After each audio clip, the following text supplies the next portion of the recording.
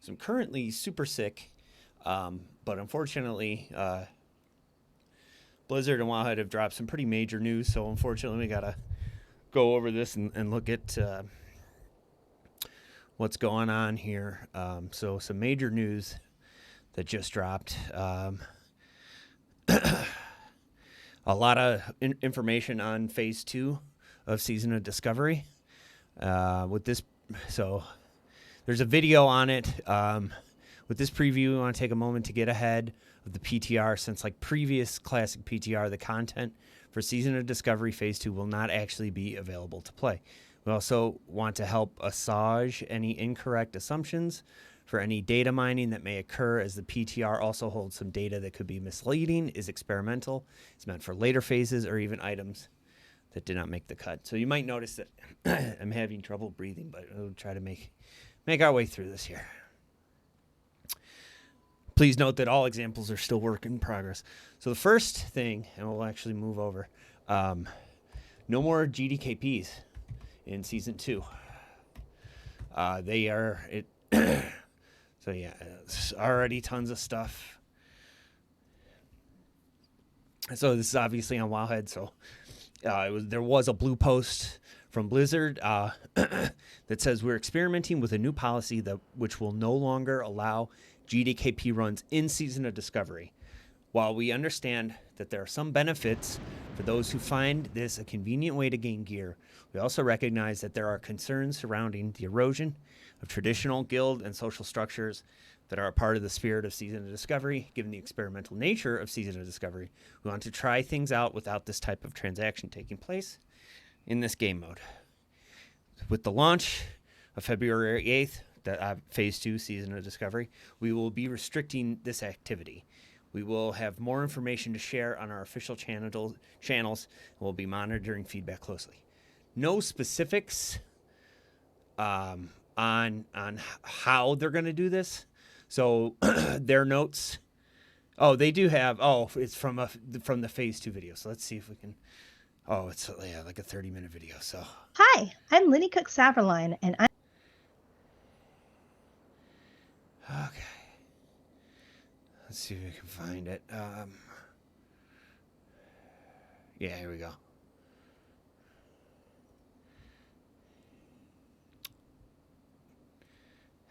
Discovery realms. And to kind of recap, for anyone who does not know what GDKP or gold bid raids or dungeons are, it's essentially a raid or a dungeon run where the loot rules is that all loot that is distributed is essentially purchased with gold. So an item will drop. It's then put up for bid by the loot master or whoever's doing the loot. And interested parties then bid gold for the item. When the highest bid wins, and when the gold is received, it's split within the participants of the raid. This is something we've been discussing for a very long time on WoW Classic, and it's not a decision we've arrived at lightly. It's fair to say that GDKP has some benefits to individuals who don't want to be tied to a traditional guild or set raid schedule, and GDKPs are, while largely transactional, another social activity in the game, and we're always hesitant to discourage anything that gets people in groups and playing together.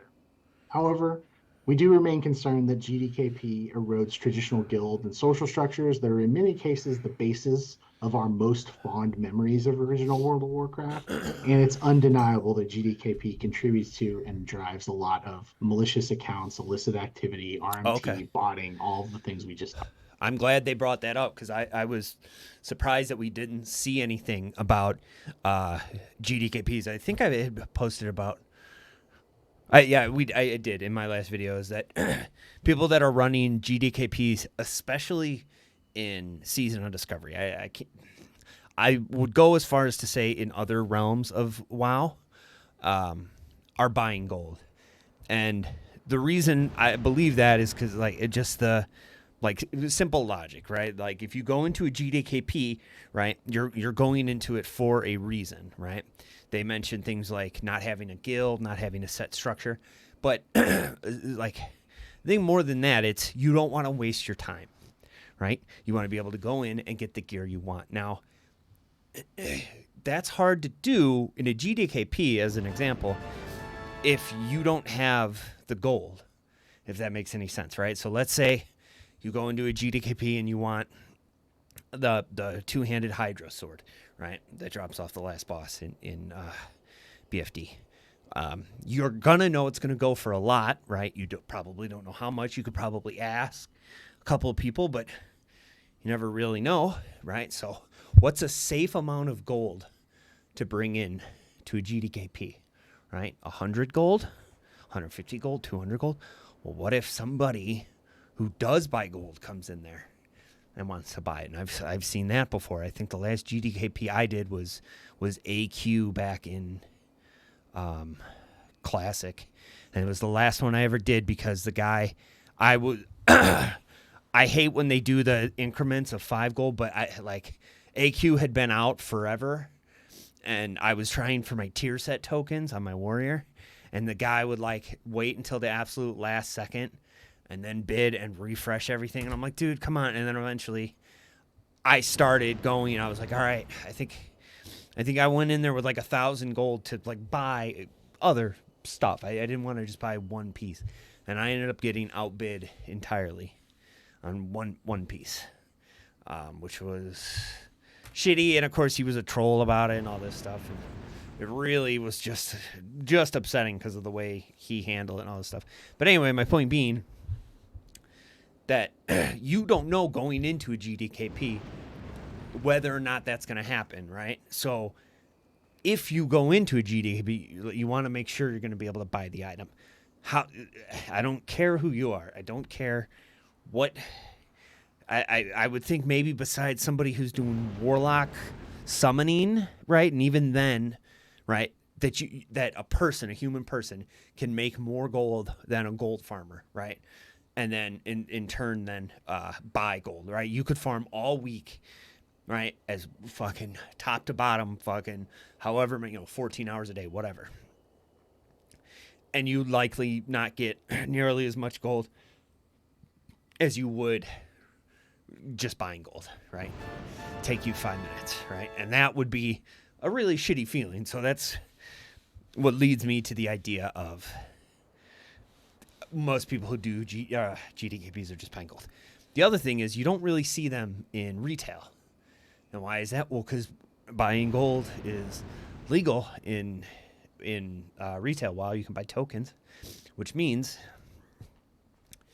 that people can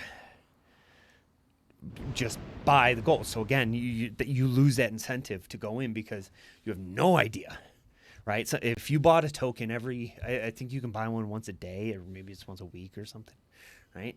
If you bought one once a week for 10 years, I mean, even 10 years, I forget how long they've been out, but it's close to that, right? They have an insane amount of gold. And I don't see that many, and they have moved on to just flat out just paying real money for things. People do pay gold for specific things, but,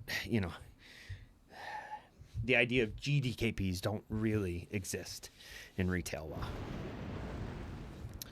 And, of course, you see them, and while they are big in WoW Classic and all that, from my understanding, is they really took hold in Wrath, which also now has a token. Talked about.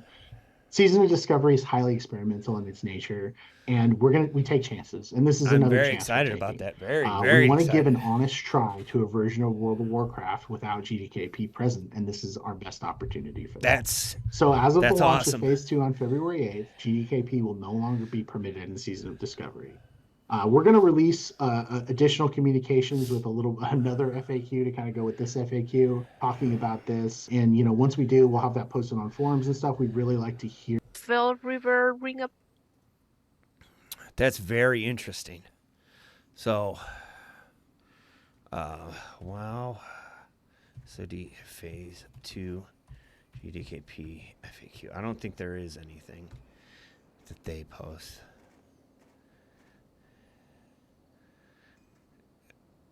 Oh, yeah, this is still just the Wowhead thing. I don't think they've released any specific details, which is fine by me.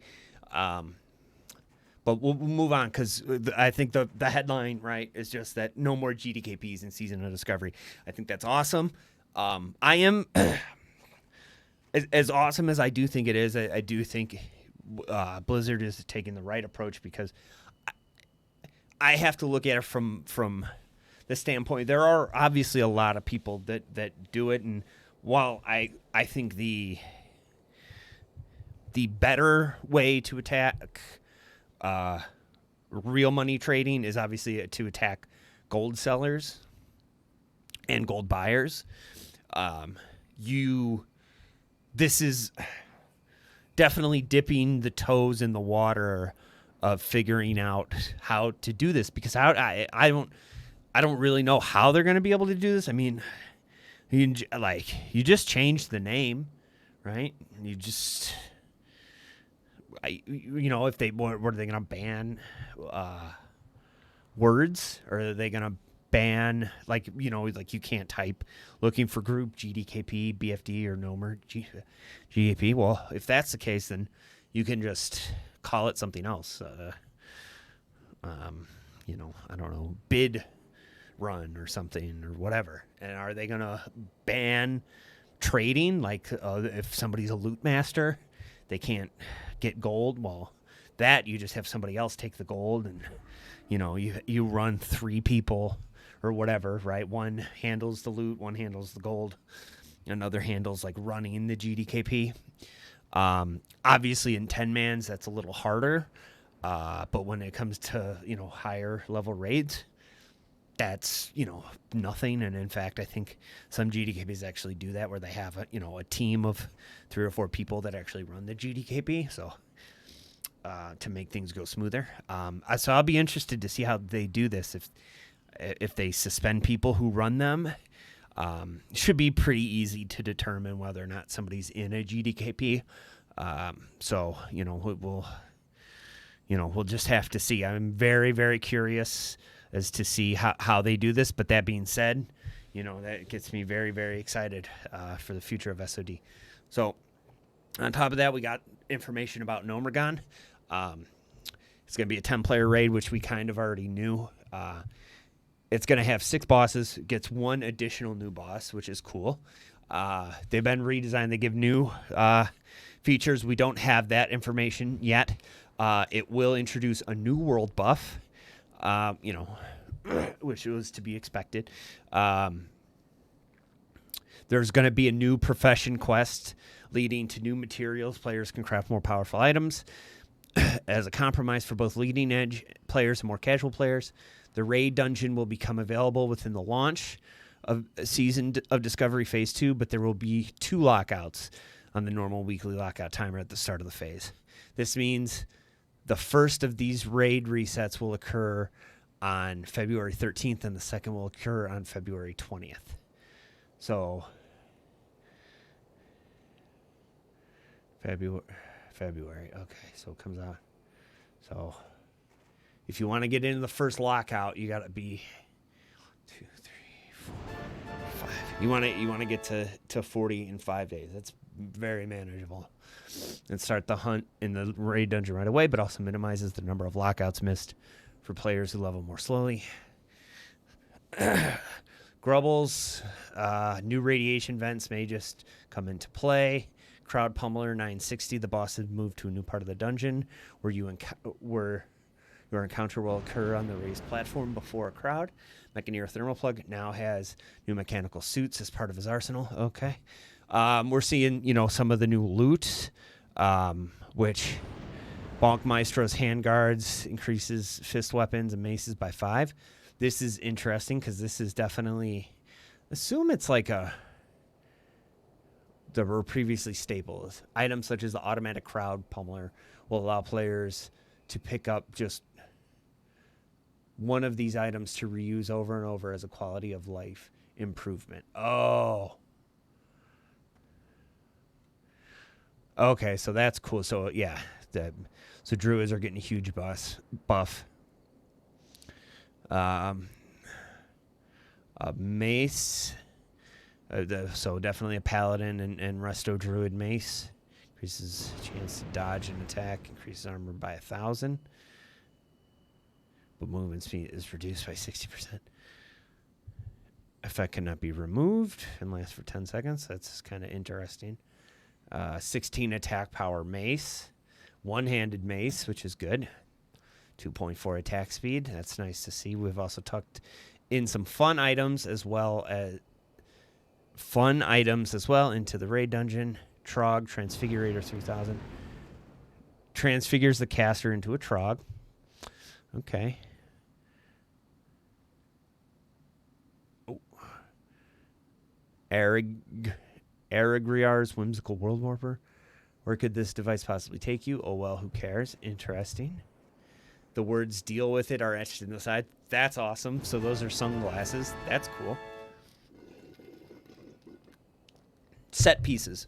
So to help players gain access to additional pieces that they have difficulty collecting, there will be armor piece token drops, allowing any player to use them to pick up additional set pieces they may be missing. For example, if your boots have been eluding you, you can use a boot armor token to purchase them from the vendor. So a couple important things about this. I don't think this is only armor tokens. I think they are additional, right? So the pieces will drop as normal, and then, you know, maybe the last couple of bosses or whatever, they might drop one or two tokens. So from what they look like, they're not class or armor specific. They're just boot pieces, and I'm assuming, so they are 3 set. So that really limits the amount of pieces that you can get, right? So it's either going to be a boot, leg plates, or a chest piece. So that's pretty good. That's a pretty good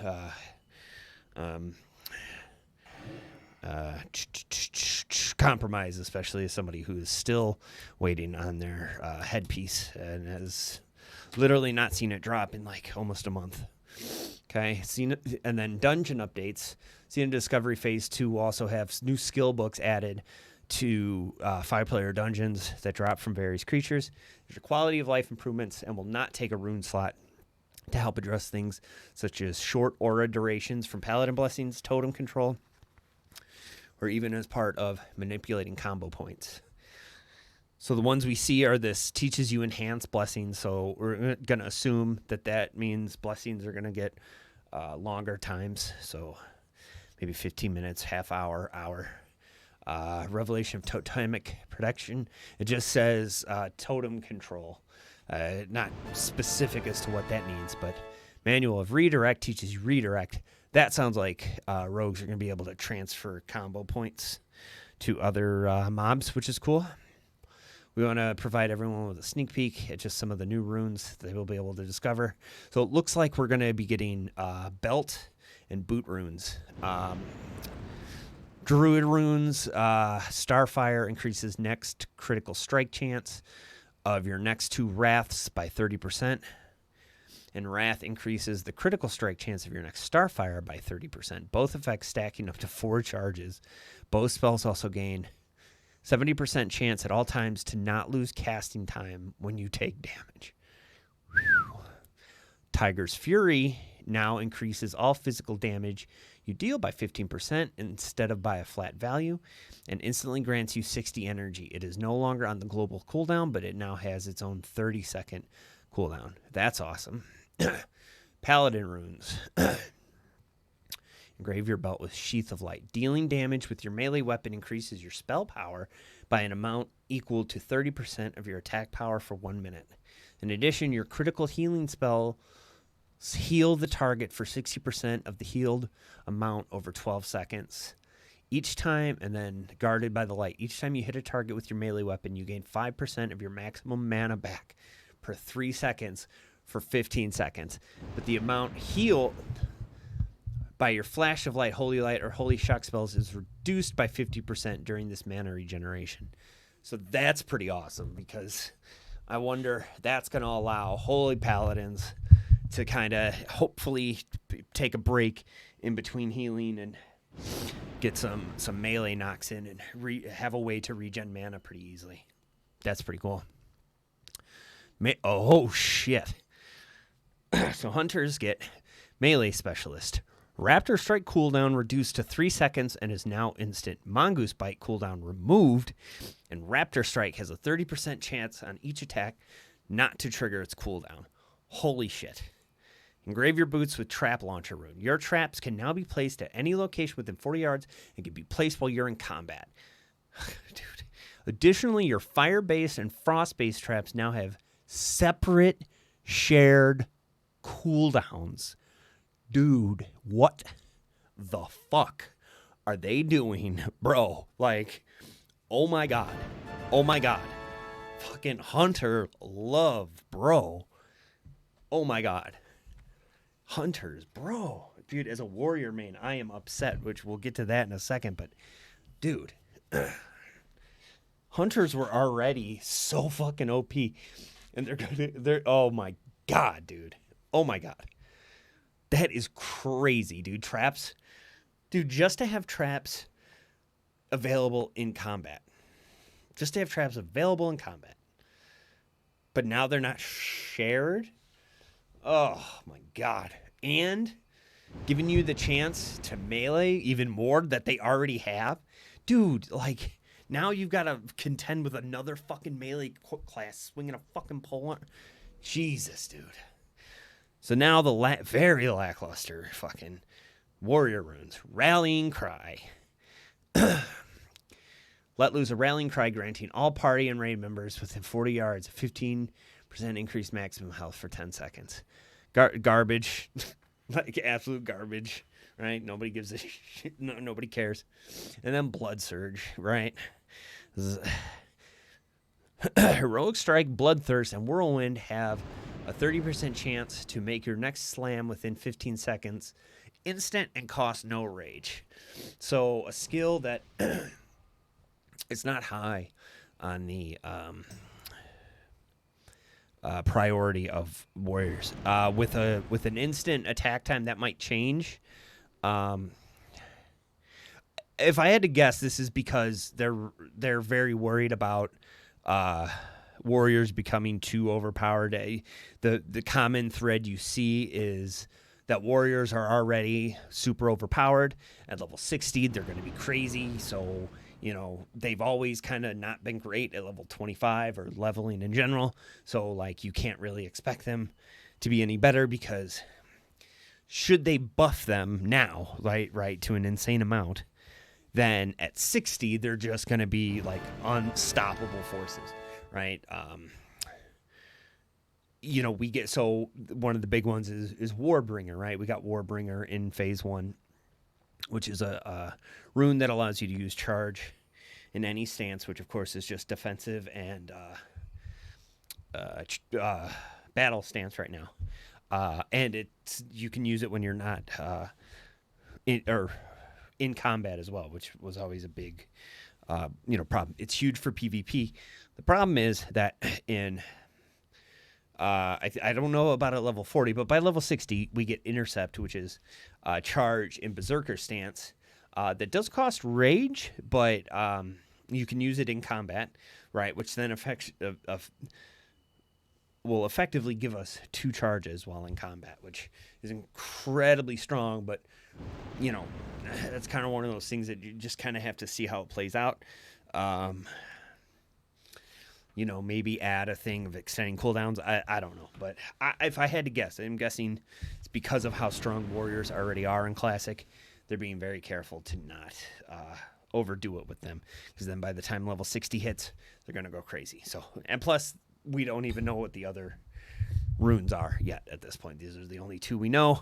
Maybe they're hiding something special. I'm going to choose to believe that. I'm going to drink the copium and choose to believe that. Shuriken Toss, to throw a Shuriken at your enemy, dealing damage to your target and up to 4 additional nearby. So this is, I don't know why they don't call it Fan of Nice.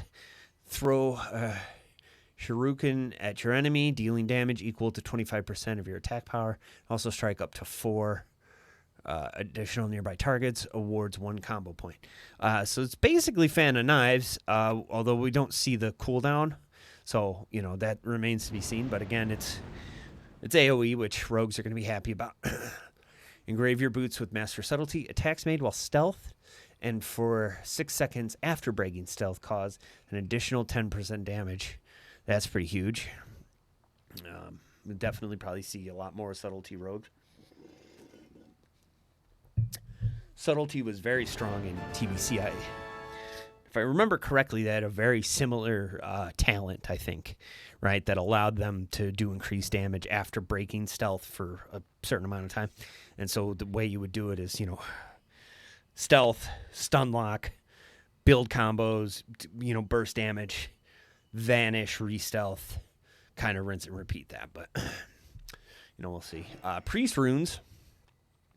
Engrave your belt with Mind Spike, blast the target for 108 to 126 Shadow Frost damage, and increase the critical strike chance of your next Mind Blast on the target by 30%, stacking up to 3 times. So they're getting a little bit of combo point action, dude. So that's increases the... Oh, so it's just critical strike chance. So it's basically a guaranteed Mind Blast crit, which is still pretty huge. Pain suppression, which a lot of people are going to be happy about, instantly reduces all damage taken by a friendly target by 40% and increases resistance to dispel mechanics by 65%. Warlocks with invocation, when you refresh some of your damage over time effects, they will have less than 6 seconds remaining. Instant damage will be dealt to your target equal to 1 tick of that spell's periodic damage. So you no longer have to worry about refreshing your damage over time spells at the perfect moment. Dance of the Wicked will trigger a buff which increases you and your pet's dodge chance any time either of you deal a critical strike to an enemy. You'll also gain 2% of your maximum mana when this occurs. Sounds like a tanking rune. Which I'm all for more Warlock tanking stuff. That's cool with me. Mage runes. Okay. Missile Barrage. Gives your Arcane Blast a 40% chance and your Fireball and Frostbolt spells a 20% chance to reduce the channel duration of your next Arcane Missile spell by 50%, reducing the mana cost by 100%, and missiles will fire every 0.5 seconds. So they're definitely trying to buff Arcane Missiles because, as most people probably know, Arcane Missiles is definitely not a part of most standard mages toolkits. It's a lot of Frost Bolts, a lot of Frost Novas, a lot of Blizzards, not a ton of Arcane Missiles, but clearly seem to be trying to change that, so that's good. Fuses Arcane, and then Chronostatic Preservation. Fuses Arcane Fire and Frost Magic to freeze Chronomagic energy into stored state for later use. You can hold this energy for up to 15 seconds before it combusts and expires. The spell is considered Arcane Fire and Frost for interactions with other spells. Sorry, I'm still not sure about that. Okay, Siri, I wasn't asking you a question. Okay, so PvP updates, Beware the Blood Moon. So this is very exciting for a lot of people. I'm going to try to blaze through some of this a little bit because, we're already at almost 30 minutes. So this is the PvP event. So it's called the Blood Moon, which I had already heard before, so I'm sure most people know about this. This new event brings with it a bit of mayhem to Stranglethorn Vale, and the Blood Moon will shine above the zone, casting an eerie red fog in the area. Building on what we have learned from the Ashenvale PvP event in Phase 1, we've created this event to occur on a more predictable timetable so players can plan for when they are able to take part. During this event, so the Blood Moon occurs every 3 hours for a total of 30 minutes. And during the event, killing players will allow you to earn currency, which can be traded for items. While you can still group up with people during the event, it says raids.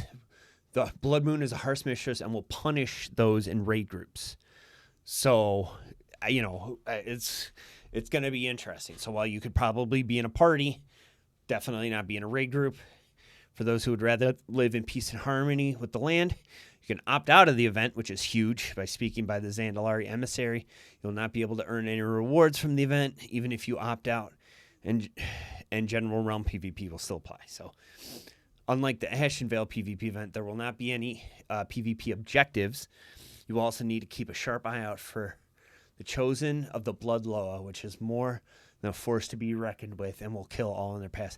So it doesn't mention specifically, but from what we know, everybody is going to be hostile. Everybody is hostile. So it doesn't matter. Alliance, Horde, it's a free-for-all. right? Which is interesting. We'll see what happens. You get some new PvP rewards, which as of right now we see a finger, which seems to be for mages. Warriors get a one-handed mace, which looks really cool. I'm excited about this.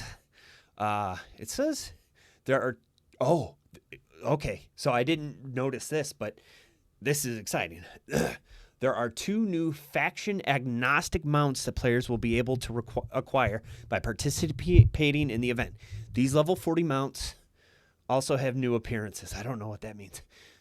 Of course, they have new appearances. They're new mounts. Okay. There are also new quests which will help you earn a Wrathy base and reputation. But before we go anywhere, there are 2 new mounts that you can acquire by participating in the event. One is a tiger, one is a raptor, right? I misread this earlier. I thought that when they say 2 new faction agnostic mounts, I think that means it doesn't matter what faction, obviously, but it doesn't matter if you're Alliance or Horde, you'll be able to ride the tiger or the raptor. And Horde will be able to obviously ride the raptor, but also the tiger.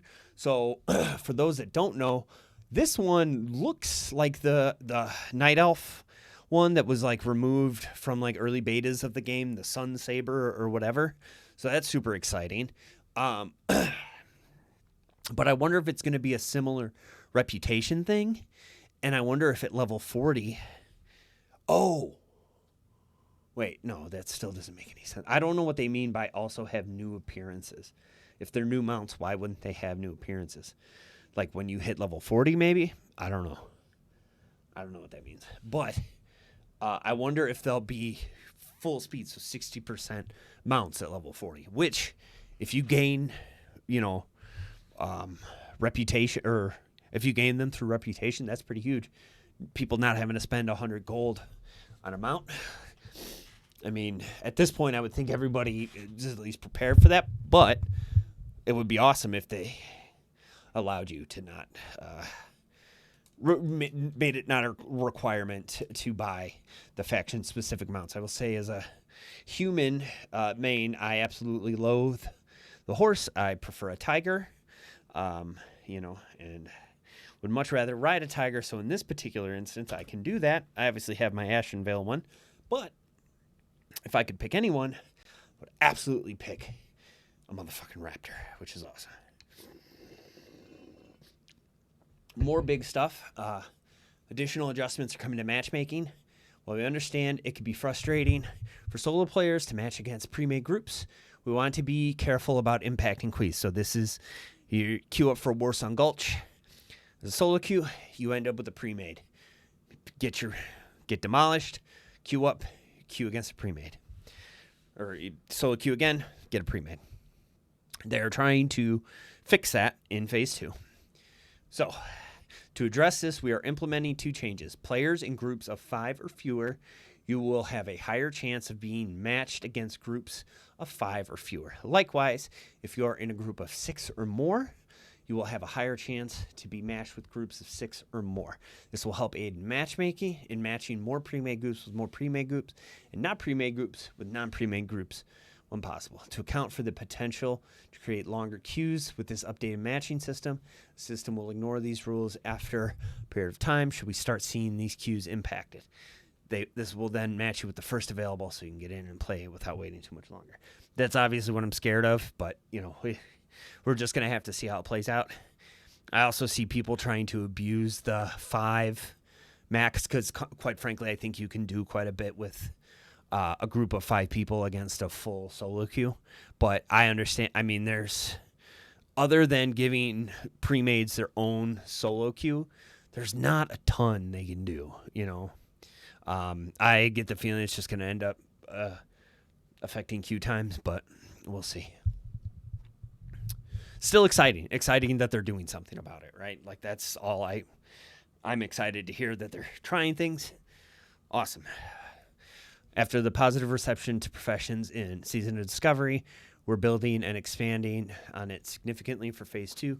Players will be able to discover approximately 20 new recipes across all non-gather professions. This includes alchemy, enchanting, engineering, along with leatherworking, tailoring, and blacksmithing. Professions will cap at 225 in Phase 2, and profession specializations will open up later in Season Discovery Phase 3. Interesting.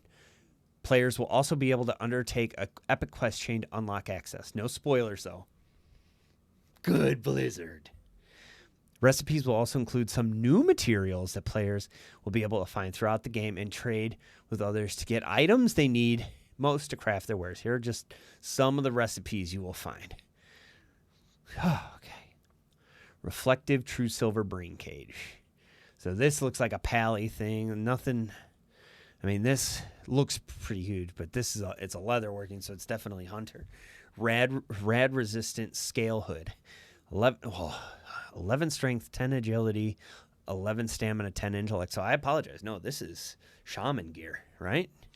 Yeah. Oh, yeah. Engage the radiation mitigation protocols with this helmet, causing you to immediately remove all active poison effects. Gain immunity to all nature damage. Interesting. Okay. And then the cloth gear increase requires but low background true silver plates, shadow oil, faintly glowing leather, insulating neodyne. So they're adding new materials. That's awesome. Alchemists and enchanters will find a couple of new recipes which can bring more utility and throughput to their own gameplay rather than simply creating things that they can use and sell to make a little extra gold. Teach you how to conjure a sigil of innovation. Gain an enchanted sigil of innovation, empowering you to deal up to 20 increased damage and healing with spells, increasing attack power by 20 for 30 minutes. This can only be applied outside of combat. And that's for enchanting. And then alchemy restores. It's a trinket. Doesn't say. It's a potion. Oh, so these are just like consumables. Ooh.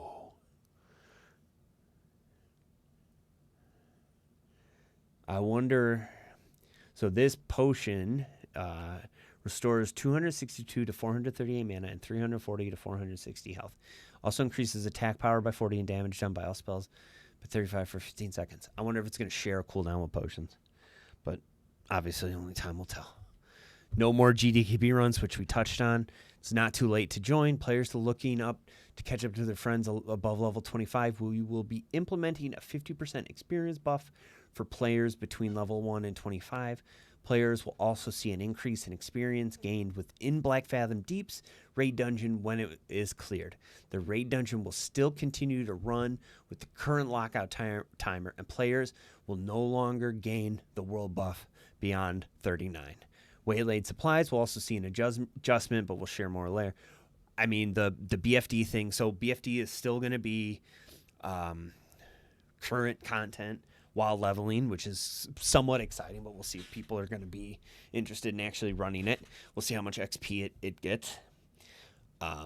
It'll probably be phased out by the time you get to 40 anyway, but nevertheless, I mean, they're adding it. That's awesome.